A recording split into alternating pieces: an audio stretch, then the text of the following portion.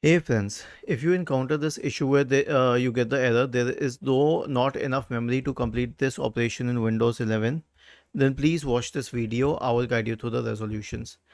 So here's what we have to do first of all. Search for system configuration in the Windows search bar and go to system configuration. Go to the services tab, check the box associated with hide all Microsoft services.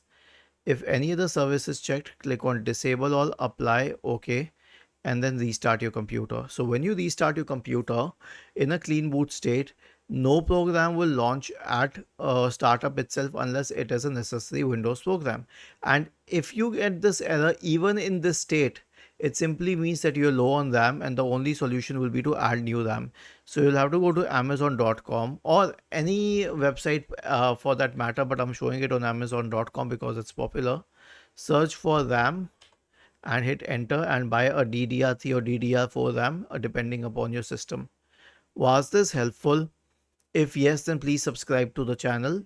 If not, then let us know in the comment section of the video on how we could help you further. Thank you for watching this video and have a nice day.